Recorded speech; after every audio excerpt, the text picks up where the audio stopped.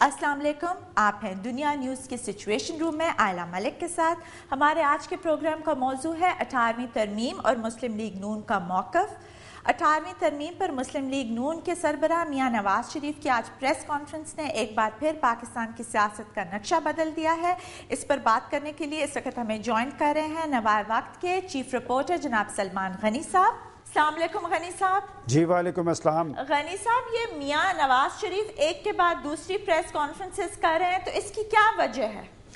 देखिए, मेरा ख्याल मियां साहब ने 25 मार्च, 27 मार्च और 29 मार्च को प्रेस कॉन्फ्रेंस की है। जी। उनसे ये जो इशू है 17th अमेंडमेंट का वो मिस हैंडल हुआ है। मियां नवाज शरीफ का मौक़िफ़ बड़ा क्लियर था। वो शुरू से पाकिस्तान के अंदर आइन, कानून, पार्लियामेंट की बालादस्ती की बात करते आए। उन्होंने अदलिया की आज़ादी की बात की, और मैं समझता हूँ कि इस इशू को जब उन्होंने 25 मार्च को ये बात की कि जो जजेस की तकर्री का अमल है उस पर उन्होंने अपने तहफ़्फ़ुज़ात ज़ाहिर किए हैं। और मसला इस वजह से पैदा हुआ है कि 17th अमेंडमेंट का ख़ात्मा 2-3 इश्यूज़ थे, उसे ये ख़ात्मा किया जा सकता था, लेकिन पूरा एक ऐनी पैकेज की तश्कील के लिए पार्लिमानी कमेटी बनी और उसमें जो छोटी जमातें हैं उन्होंने भी अपने मुतालबात डाले। लिहाजा 2 इश्यूज आपस में मुंसलिक करने से ये सारी सूरत हाल पैदा हुई है। लेकिन नवाज शरीफ की यू टर्न की क्या वजह है? कोई लोग कह रहे हैं कि मिलीबैंड साहब का उनको फोन आया, कोई कह रहे हैं कि अदालती कोर्ट से इंटीमेशन आए। आपके व्हाट डू यू थिंक कि क्या वजह है? देखिए, मैं समझता हूँ कि मियां नवाज शरीफ पाकिस्तान की एक पॉपुलर लीडरशिप है। उन्होंने अपनी सियासत को पाकिस्तान के इश्यूज के साथ मुंसलिक रखा है। मिलीबैंड साहब का टेलीफोन कॉल्स नवाज शरीफ साहब को भी आती हैं, सदर जरदारी साहब को भी, प्राइम मिनिस्टर गैलानी को भी, और दूसरी पॉलिटिकल लीडरशिप को भी। अगर बैरूनी डिक्टेशन या बैरूनी प्रेशर्स पे पाकिस्तान की सियासी लीडरशिप अपनी पॉलिसीज़ बदलेगी तो सियासत और अहले सियासत दोनों कमज़ोर होंगे। इस वक्त हम एक फैसला कुन मोड़ पर खड़े हैं। पाकिस्तान के अंदर अगर आइन, कानून और पार्लियामेंट की बालादस्ती को यकीनी बनाना है तो पाकिस्तान की सियासी लीडरशिप को जरूरतमंदाना फैसले करने होंगे और 17th अमेंडमेंट का खात्मा यकीनी बनाना होगा। इस वक्त तो PMLN पे बहुत ज्यादा तनकीद हो रही है और मियां नवाज शरीफ का ग्राफ स्लाइड कर रहा है। इसकी क्या वजह है कि उन्होंने इतनी सख्त यू टर्न लिया है और वो बार बार प्रेस कॉन्फ्रेंसेस करके अपने आप को रिएटरेट करने की कोशिश कर रहे हैं? देखिए, मैं इसे यू टर्न पाकिस्तान की सियासी लीडरशिप को अपने मौक़िफ़ के इजहार की अपना एक इस्तेहकाक हासिल है। मियां नवाज शरीफ शुरू से बात करते आए अदलिया की आज़ादी की। उन्होंने अदलिया की आज़ादी के लिए उनके मेंबर्स हैं, फिर उन्होंने उनको नहीं समझाया, इसहाक डार साहब को और एहसन इकबाल को? देखें, मैं समझता हूं कि हो सकता है कि ये लैक ऑफ कम्युनिकेशन पार्लिमानी कमेटी में पाकिस्तान मुस्लिम लीग नून की नुमाइंदगी और उनकी लीडरशिप के दरमियान हो, लेकिन मैं ये बात तस्लीम करने के लिए बहुत सीरियस लैक ऑफ कम्युनिकेशन नहीं है जहां आइन को बदलने चले हैं।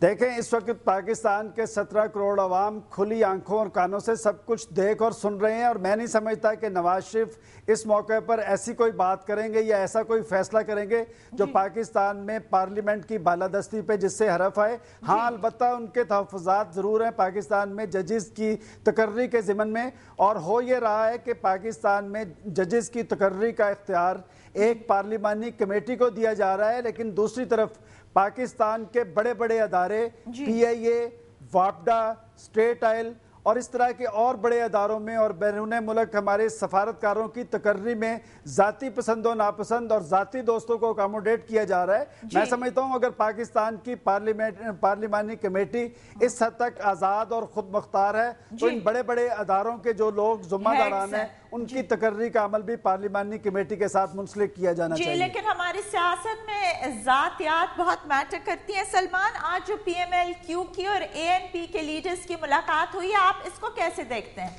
मेरा ख्याल है कि पख्तूनख्वा का इशू इसी वजह से सामने आया कि 17th अमेंडमेंट के खात्मे के साथ बाज़ जमातों के अपनी जो मुतालबात थे उन्हें भी मुंसलिक किया गया। पख्तूनख्वा का मसला पाकिस्तान में कंट्रोवर्शियल मसला है। पख्तूनख्वा की बात की जाएगी तो फिर पख्तूनिस्तान का जिक्र भी आएगा। लिहाजा पाकिस्तान मुस्लिम लीग नून हो या पाकिस्तान मुस्लिम लीग काफ, मैं समझता हूँ दोनों के दरमियान ये एक नज़रियाती मसला है और वो उनके शदीद तरीन तहफ़्फ़ुज़ात हैं। پختونخوا کا ایشو شاید پاکستان مسلم لیگ نون اور پاکستان مسلم لیگ کاف صرف پختونخوا کا نام تسلیم نہیں کریں گے. جی یہ بتائیں کہ اگر یہ سارے جو ایم این ایز ہیں اور پارلیمنٹیرینز ہیں یہ ایک سائٹ پہ ہو جائیں تو یہ پھر بھی آئینی ترامیم منظور کروا سکتے ہیں پی ایم ایل این کے بغیر, تو آپ کو اس طرح کی کوئی صورت نظر آ رہی ہے؟ دیکھیں, میں سمجھتا ہوں کہ اس آئینی ترمیم نے تسلیم ہونا ہے, یہ اب ہو یا کچھ روز بعد, اس کی ضرورت اور اہمیت پارلیمنٹ کے اندر بھی محسوس کی جاتی ہے اور پارلیمنٹ سے باہر بھی, کیونکہ پاکستان کے اندر منتخب حکومتوں کے قیام کے باوجود ہم یہ نہیں کہہ سکتے کہ آج پاکستان کی پارلیمنٹ آزاد اور خود مختار ہے, چونکہ آج بھی فیصلے کسی اور جگہ سے ہو رہے ہیں. اگر پاکستان کی پارلیمنٹ آزاد اور خود مختار ہوتی اور ملک کو درپیش اندرونی اور بیرونی چیلنجز کے حل کے لیے پارلیمنٹ نے کوئی کردار ادا کیا ہوتا تو آج ہم اس نہج پہ نہ کھڑے ہوتے کہ عوامی سطح پر ایک مایوسی اور بے چینی کی کیفیت ہے اور ملکی سطح پر بے یقینی کے بادل منڈلا رہے ہیں. سلمان, یہ آئینی ترامیم سے کیا یہ بیڈ گورننس جو اس وقت ہے یہ حل ہوگی؟ بیکاز گورننس کا تو کوئی ایشو نہیں ہے اور عوام اس وقت بجلی کی قلت, بھوکے ہیں, ان کے پاس کچھ بھی نہیں ہے, وہ بہت زیادہ ان کا ریاکشن ہے. آپ نے اپنے سوال میں یہ جواب دے دیا ہے. دیکھیں, پاکستان کی سیاسی لیڈرشپ اور خاص طور پہ میاں نواز شریف ان آئینی امینڈمنٹس کو پاکستان کو درپیش قومی اور عوامی مسائل کے حل کا ذریعہ کہتے رہے ہیں. آج پاکستان مسائل کی آگ میں جل رہا ہے, اس میں کوئی شک نہیں کہ مہنگائی, بے روزگاری, غربت, جہالت, پسماندگی اس کا دور دورہ ہے. غریب آدمی کا چولہا بجھ رہا ہے, اس کا دل جل رہا ہے. میں سمجھتا ہوں کہ یہ آئینی امینڈمنٹ کا جو عمل ہے فوری طور پر پایہ تکمیل پر پہنچاتے ہوئے پاکستان کی منتخب لیڈرشپ کو عام آدمی کے مسائل کے حل کے لیے اقدامات کرنے ہوں گے, کیونکہ آج ان کے پاس میں سمجھتا ہوں کہ وقت بہت کم ہے اور غلطی کی گنجائش نہیں. اور اگر پاکستان کی منتخب لیڈرشپ عوام کے اعتماد اور مینڈیٹ پر پوری نہ اتری تو پاکستان کے عوام پھر اس لیڈرشپ کی طرف دیکھنے کی بجائے کسی اور طرف دیکھنے پر مجبور ہوں گے اور یہ ایک اور بہت بڑا قومی المیہ ثابت ہوگا.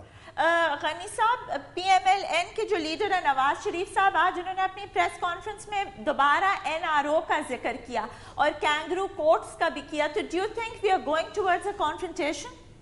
دیکھیں, بات یہ کہ اگر میاں نواز شریف نے این آر او کا ذکر کیا ہے تو میں سمجھتا ہوں کہ پاکستان کے اندر کرپشن, لوٹ مار, بدعنوانی, بے ضابطیوں کا عمل آج گلی محلے کے اندر ڈسکس ہو رہا ہے. لیکن انہوں نے اس کا ساتھ دیا ہے, وہ حکومت کا حصہ ہیں. بات یہ کہ میاں نواز شریف اس پر اپنی مؤثر آواز بلند کرتے رہے ہیں. این آر او کے فیصلے کو پاکستان کے 17 کروڑ عوام کی تائید حاصل ہے. اگر پاکستان کی سیاسی لیڈرشپ نے پاکستان میں مؤثر احتساب کے عمل کے لیے اپنا کوئی کردار ادا کیا ہوتا تو آج پاکستان کی سیاسی لیڈرشپ کے آگے سوالیہ نشان کھڑا نہ ہوتا. سلمان, ہم دیکھ رہے ہیں کہ یہ جو بائی الیکشنز ہو رہے ہیں ان میں بھی وہی ٹرینڈ چل رہا ہے اور وہی ذاتیات کے اوپر ووٹ ڈال رہے ہیں, تو آپ کو کوئی اس وقت کوئی پالیسی یا کوئی مینڈیٹ بدلتے ہوئے نظر نہیں آ رہا کہ کسی کے مینیفیسٹو کے اوپر کوئی لوگ ووٹ دیں؟